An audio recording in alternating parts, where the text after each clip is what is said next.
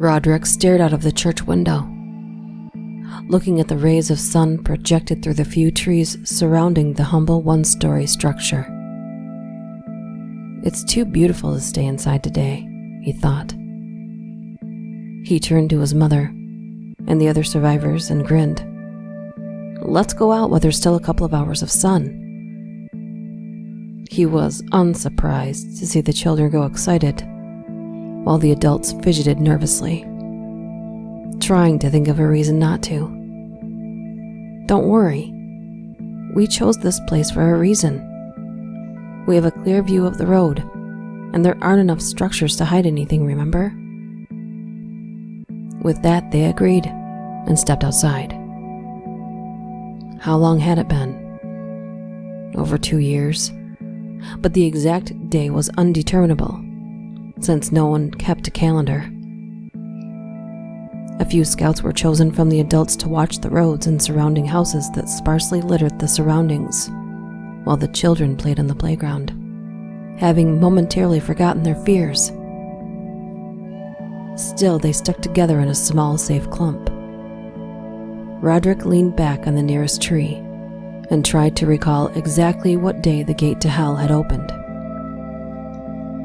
All at once, it came flooding back to him.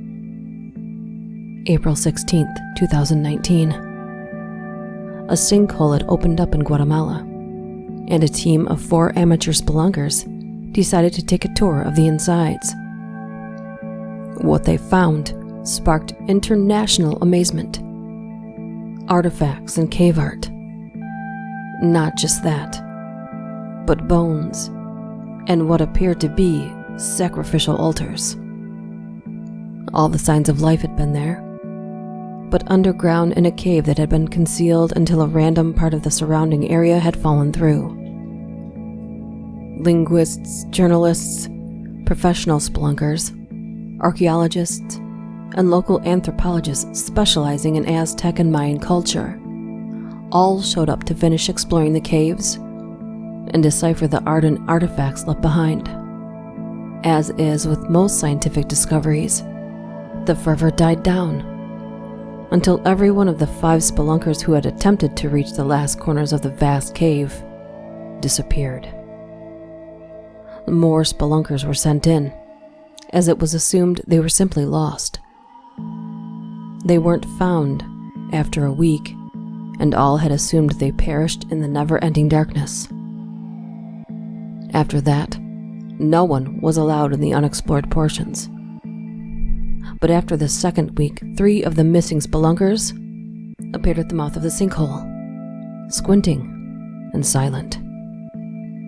They were taken to the hospital and interrogated about the whereabouts of the others, but none of them would ever speak. No signs of malnourishment or physical harm. Their psyches seemed fine, besides the silence, and the fact that they always turned their room lights off when the nurses and doctors left. It was chalked up to trauma. After that, more people would go missing in the sinkhole, but portions of them would return again after 2 weeks, silent and squinting. Some of them seemed to hate the light altogether, but others handled it better. After release from the hospital, their behavior became quite strange, and the sinkhole was closed off entirely after survivors were found to be taking anyone they knew into the caves at night and disappearing for 2 weeks. It was how they spread, how they left the cave. They didn't close the cave fast enough, and the creatures had successfully infiltrated our world with their populations, began breeding and spreading worldwide. What little humans were left were forced into hiding, especially at nighttime, when even the sensitive ones could roam free. It was a tricky situation. For some humans, mostly children and the elderly, were eaten, while others, mostly the young, able-bodied, were used for their skin. A perfect disguise. Some people even speculated that they must have established a breeding farm of humans. Otherwise, how else could they sustain their growing numbers and need for food and the skin that protected them from the sun? Other questions never got answered. How were they able to seal the skin so well? How were they able to perform tasks that humans did, such as driving and dressing themselves? Roderick personally assumed that they were able to take their host's memories and motor skills, which was why the young and elderly never showed up as skin suits. No one actually knew, though. It was an unprecedented evil that no one could have expected. As Roderick was remembering all of the horrors, a new horror appeared, an SUV approaching from behind the church. The scouts saw it too. They started grabbing the kids. They were lucky. Since it was approaching from the rear, they had time to hide. Now only dozens of meters away, only Roderick was left outside, running to the door. Sally had other plans, however, and struggled to go in. "My doll!" She was crying and screaming. All the other children knew better, but she was only 2 and didn't understand the creatures.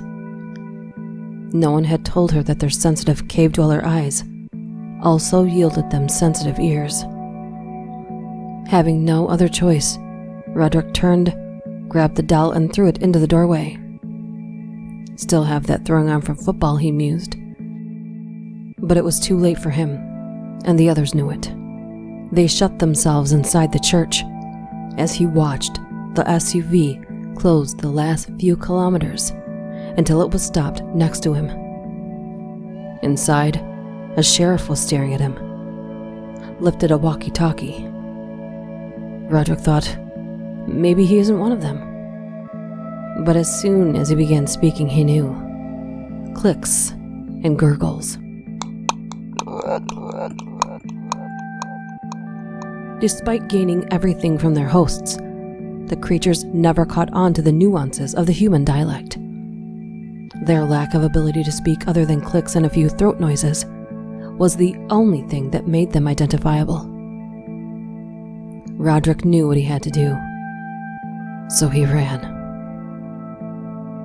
Parallel to the church and perpendicular to the road, he hoped the creature would follow him and therefore wouldn't search the church.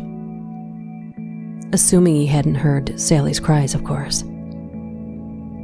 There were only a few trees around the church, but it was enough that the creature would have to pursue him on foot. He ran for blocks.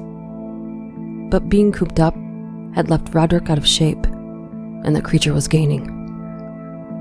He knew he would have no choice but to hide and hope that the house he had chosen didn't contain sleeping creatures. With his legs and lungs burning, he made a sharp right and hopped a fence, sneaking into a house through the unlocked back door and praying the thing would think he kept running. He opened a bedroom door without a click, and there they were, sleeping creatures, clinging to the walls with their stubby fingers and toes. They were gray and papery looking, with ear holes instead of ears, only slightly smaller than the typical human woman, and there were a lot of them. He quietly walked away, and luckily for him, the second room was empty, but it was very dark, and they would wake soon. They couldn't smell for shit, so as long as he remained hidden and silent, he would be okay. The empty room wasn't truly empty. Instead, it contained dozens of items of clothing piled up, which he buried himself under to wait out the night. Roderick heard footsteps and thought, fuck, how did he find me here? He weighed his options. Stay and hope the thing was there to socialize with other creatures, or run for his life.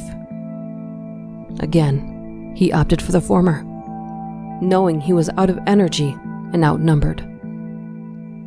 He had a nervous stomach, and the churning of its contents gave him away. He knew their ears were good, but he didn't know they could hear gases forming in a person from rooms away. The last thing he remembered was the sheriff approaching him from a small gap in between shirts. Then he was jerked out, fighting and clawing, and attracting the now awake horde in the other room. In the fight, the sheriff scratched him too, and one of the gray monsters spit on his wound, and it began to suture itself without even a scar remaining. So that's how they seal him back up. 2 weeks later, Roderick stood squinting in the front of the church that he had left the other survivors in.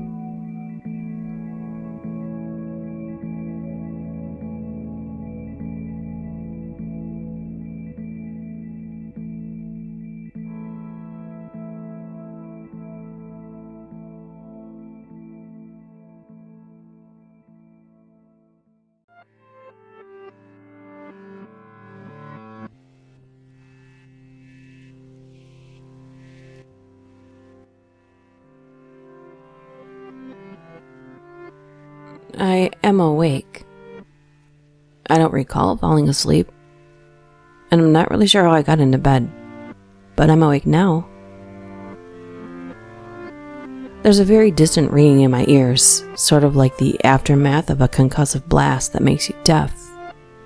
Only this ringing seems far off inside my head. Must have had a rough night, I guess. I don't know. I can't really recall the previous evening, or any evening for that matter. Must have been one hell of a night. I roll out of bed and my feet hit the cold, hard tile floor of my bedroom.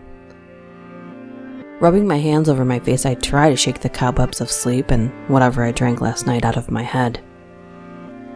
Glancing out of the nearby window, I see a gloomy overcast sky and a light rain falling on the leafless forest of trees that surrounds my property. Does it fall? I honestly can't remember. My God, I swear I will never drink that much again. I have made that same hollow promise 100 times before, I'm pretty sure. Moving off of the bed, I walk down the hall and descend the staircase that leads to the main level of the house. The top 3 stairs creaking under my weight as they always do. Midway down the stairs, I can see outside through the Amityville horror-style window over the entryway that the drizzle and clouds have settled in and are likely going to be hanging around a while. I'm not going to work today. Wait, I don't have to work today, right? Isn't it the weekend? I shake my head vigorously and make that same hollow promise to God again. This day is going to be far worse than my night must have been. The kitchen has a digital clock, so I stumble in to check the day and time, just to be sure I don't need to call in. Sick. Clock says 9 a.m. I'm late if it's a weekday. And it is Sunday. Excellent. Time to crash on the couch and do nothing. My God, I'm tired. That couch is calling my name right now. I leave the kitchen and move through the archway into the living room, noticing that the hardwoods are just as cold as the tiled floors upstairs. A small shiver moves up my spine and I make a turn toward the thermostat to crank the heat up before lying down and covering up with the throw blanket hanging over the back of the couch. The worn, cold leather of the couch creaks under my weight. I hear the familiar click of the thermostat as the heat kicks on, and pull the blanket in tighter. Close my eyes and try to fall asleep. Maybe this hangover, worst one I've ever had and still can't remember the party, hell yeah, will be gone after a good late morning nap. The whispers start immediately. I bolt upright on the couch, throwing the blanket aside as I do, and scan the room. Aside from me, the living room is empty. The upstairs bathroom fan is running. Did I leave it on? Did I even go in the bathroom this morning? I sneak quietly from the living room, through the kitchen and peek around the corner, silent as a church mouse. I had to have been a ninja in a past life or something. I look up the stairs and see that the bathroom light is on, and the exhaust fan is definitely running. Maybe I destroyed the toilet last night and left it running to kill the smell before stumbling to bed. I don't know. But the whispering starts again, and it's coming from the bathroom. No time for subtlety now, so I bolt up the stairs. The top 3 creak as usual, and I burst into the bathroom. If there is someone in there, they're about to get their ass kicked. But the bathroom is empty, and the whispering has stopped. Okay, I am far more hungover than I thought. I flip the bathroom wall switch to kill the lights and the fan, then realize my bed isn't far away at all. Sleep. I need sleep. I'm so tired. The bed is there in my room, dark and inviting. I'm just gonna sleep this off, and I'll wake up feeling much better. I lay down on the bed, sinking into the mattress like butter melting on a hot pan. Pull the covers up to my chin, close my eyes and sleep. Or I think I went to sleep. I'm definitely awake, but I don't recall falling asleep or even dreaming. The darkness has crept into the room like a cat burglar, casting shadows on the far wall that look like demons ready to jump out of their 2-dimensional wall canvas and attack as full-blown 3-dimensional horrors. It must be nighttime because I can't see anything through the window, but I can still hear the faint pattering of the rain on the roof. I throw the blankets back, sit up and rub my face again. Still tired and groggy, and hungover. I leave the demons behind me on the bedroom wall and head to the bathroom. The light is still off, so I flip it on. The light from the molded glass fixture dances all over like miniature glass ballerinas. The exhaust fan comes on. I sneak a peek into the toilet. Nope. No prayers offered up to the porcelain god in here, I think to myself. As I turn to the mirror to face myself and dreading the sight I will behold in this rough state, sounds from downstairs freeze me in my tracks. It's the unmistakable sound of silverware on plates. Someone is eating dinner in my house? The top 3 stairs creak once again as I fly down to the first floor, burst into the kitchen, throwing the door wide as I enter, and head toward the dinner table by the window. There are plates here, remnants of half-eaten meals on each of them. But whoever was here, eating my food, left in a hurry when they heard me coming. The hardwood floor leading to the front door sounds like a herd of elephants is holding a track meet on it. The bastards are running out the front door. As I quickly head to the entryway, I see the door close and hear the deadbolt click into place. They have a key? They must have, because they just locked the front door from the outside. I peer through the stained glass window slits that are on either side of the front door, but I can't see anyone in the blackness of this rain-soaked night. Enjoy the weather, you pieces of shit. The idea that someone was in my house, eating my food, and has a key deeply disturbs me. There was clearly more than one, and while my past life ninja skills might help me frighten them if they return, I don't want to pin my survivability hopes on reincarnation theories. Besides, I'm just so tired. Let the cops do their job. I grab the phone off the wall and dial 911. Nothing. I hang up and try again. Still nothing. There's no dial tone. Did they cut the lines? Bastards! Now I'm pissed. They were in my house, eating my food, and now they cut the fucking phone lines. Well, they don't have a car because I would have heard it fire up and drive off. Their asses are mine. As I storm out of the kitchen toward the front door, I leave a trail of dinner plates, silverware, half-eaten food, and anything else on the counters strewn on the floor. That dull ringing in my ears has intensified a bit. I'm tired and groggy, but I don't care. I'm just so pissed. I open the front door so fast, I don't even feel the brass handle in my palm. It slams shut behind me. Taking long, determined strides into my fog-covered front yard, seems the rain has let up, I start scanning for assholes and elbows because I am sure those fuckers are running away. I spend the next hour searching the yard along the tree line, but don't find any sign of people. Whoever they were, they're long gone now, and damn it, I'm still tired as hell. I don't have time for this. As I head back to the house, I notice that the lights in the entryway are on. They cast a glowing image of that Amityville horror window above the doorway onto the stone slab porch and front yard. And the front door is open? I don't remember closing it, but I know I heard it slam shut behind me. I break into a full run and charge into the house, stirring up a vortex of wet, dead leaves in my wake. I notice that the ringing in my ears has increased in intensity, and I can hear the din of whispers over the tone in my head. As I storm onto the cold, slick floor of the entryway, I see 3 people.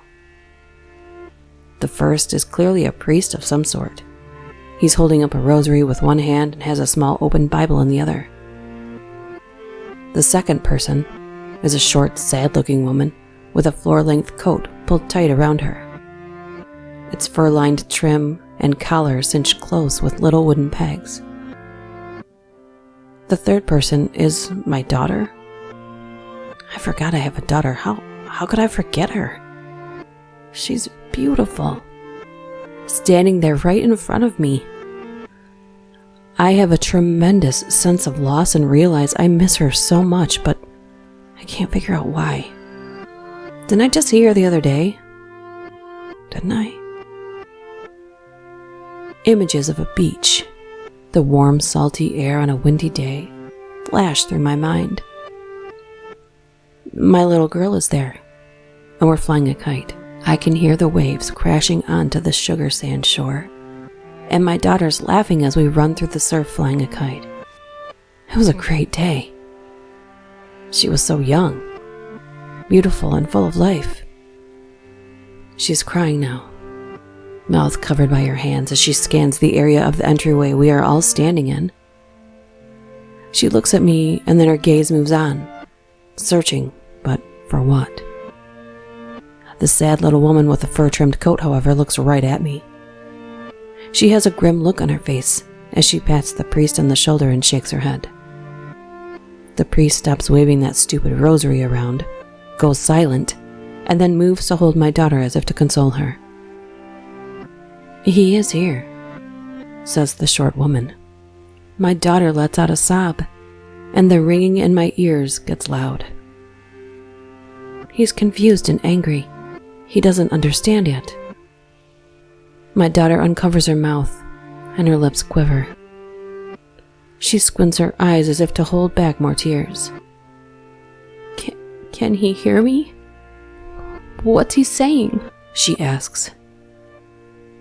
The short woman shakes her head. It doesn't work like that. He can hear you, yes, but I don't hear what he says. Just emotions and feelings. You can't speak to him. My little girl, little no longer as I realize she is a full-grown woman now, wipes tears away from her eyes, sniffles and offers a smile. I sort of laugh because she must think she is looking at me, but instead she's looking just off to my left. But why wouldn't she be able to look right at me? I'm standing right in front of her. "Dad, you can go now. We're going to be okay. Mom and I love you and miss you so much, but you have to go. You will be better off." My daughter laughs a little and smiles that smile I always love to see. "Don't worry. I won't let Mom sell the house. I know you love it." The ringing in my ears is nearly deafening now, but I don't care. Why is she talking to me like this? Why does she want me to leave? And why is she not 10 years old? I realize I'm screaming these questions at her. The ringing has become full-blown pain in my head, but I don't care. I press my hands to my ears, trying to block out the noise, shaking my head side to side and continue to scream questions at my daughter. The short woman shakes her head again and casts a sad look toward my daughter. He's angry. He's yelling at you. I can't hear the words, but he doesn't understand why you're saying these things. He's very, very confused. He doesn't know that it's time to move on. Wait, what did you just say? I stop screaming and lower my hands. The ringing in my ears is subsiding, and instead begins a slow descent into a single harmonious tone. What does she mean it's time to move on? My daughter smiles again. God, I miss that so much. Daddy, we love you. It's time for you to move on. You can't keep scaring the hell out of Mom and I. We appreciate you staying with us to make sure we're okay, and we are. But you need to go. Behind my daughter, the kitchen doorway suddenly flares to life with the brightest light I've ever seen.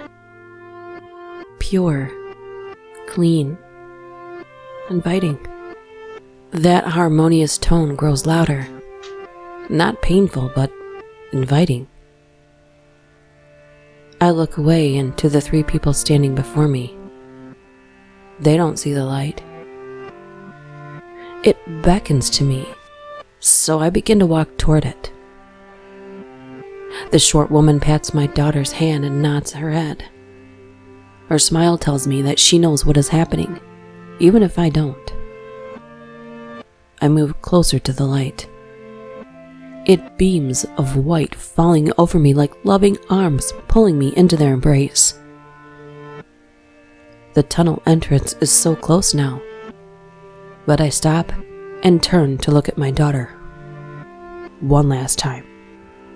I mouth the words, "I love you," knowing that no sound will come from my lips.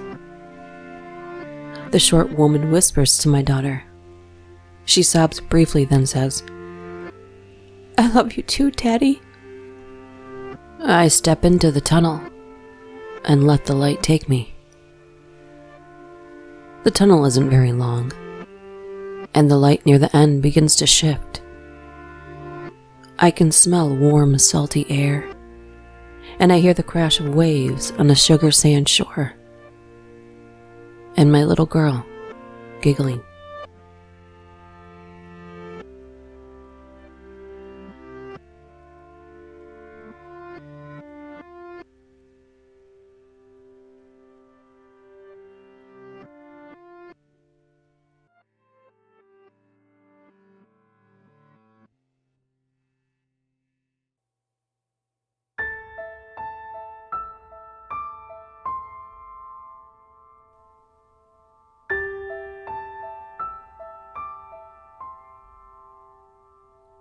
I remembered that my mother had said that the sun rises in the east and sets in the west. But today the sky didn't even maroon in that direction. I stared at the horizon, the pavement cold and slowly numbing the pain, waiting for the signs of a new day to scatter the stars back to the planets from whence they came. I couldn't believe how clear they were, given the city's constant haze and smoke. I felt something slide out of my eye, pushing away crusted blood as I thought, I would have liked to have gazed at them with him. A clumsy breath escaped my lungs, bits of my foggy soul escaping along with it, and I couldn't hold back a whimper as I inhaled painfully, tasting my own blood, shivering uncontrollably. My teeth chattered, taking little sharp bites at my tongue, and a sound started from within my chest and traveled to my mouth, whistling out like an old funeral tune. I was getting tired, my eyelids drooping without my permission. I thought I would have liked to watch the stars with him. Abby? The darkness was speaking to me. Abby, oh my God, Abby. It sounded like him. Excruciating pain exploded in my side, and I gasped as my eyes popped open, coming face to face with rough jeans over a knee and sprinkles of snow hitting the street. I noticed a bit of winter light cascading over blonde hair before my eyes closed once again. Jesus, Abby. Abby! Mark? It is his voice in my ear. And I said his name again, but only gurgled wheezing came forth. Feels like I'm aging in decades with every shaky breath I take. And a heaviness started to settle onto my chest, causing me to quiver in both anxiety and fear. I tried to speak, but a groan was all I could manage. Everything seemed to hurt worse than before. What is this? Why can't I stop crying? Can he see me crying? Mark, please help me. It hurts so much. Don't worry, Ab, I'll call 911. I felt the warmth of human skin on my face, giving me a brief reprieve from all of the hurt. But it was gone like dew in the sun. I didn't want it to leave. I wish I could open my eyes. I wish I hadn't been so full of habit, jogging every morning before dawn. I wish I had just stayed home in bed, warm and with him.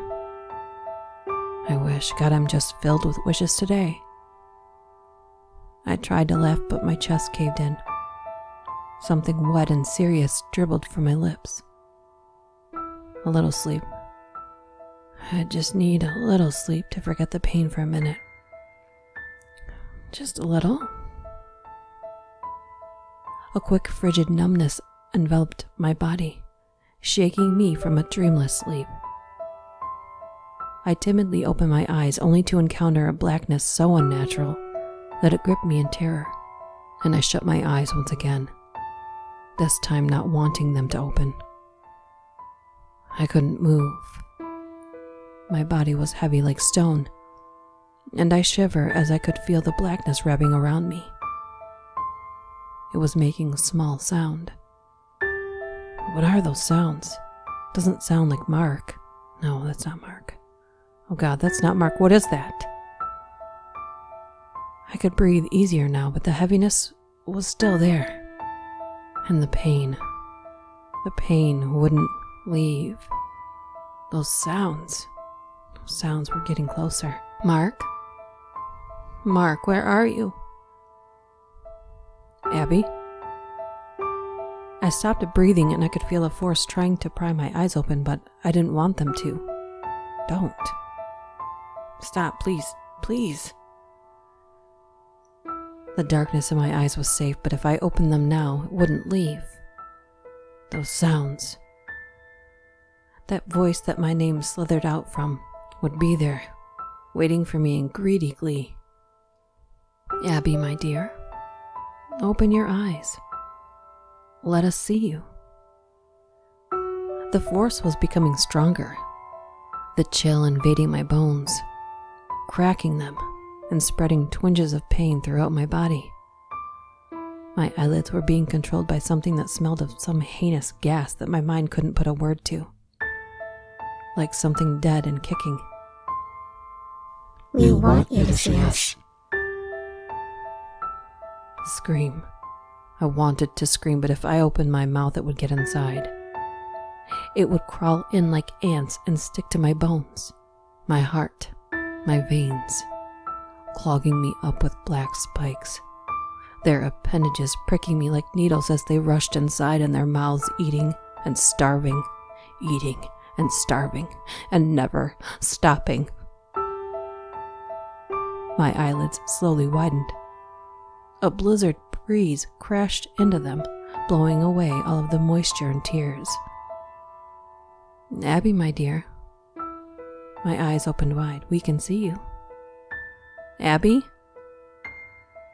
I screamed as my eyes opened and struggled as its hands, pushed me down. Off!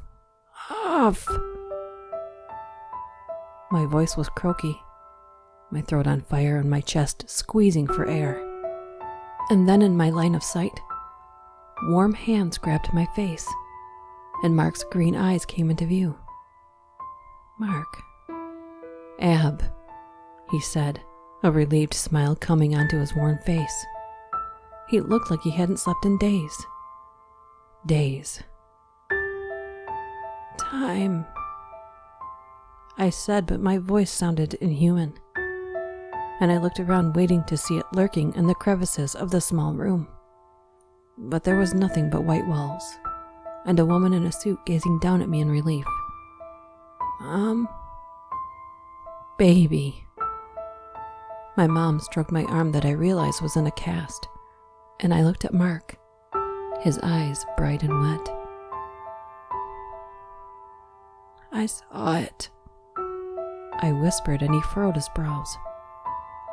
What? Saw what, Abs? You've been in a coma for 3 days.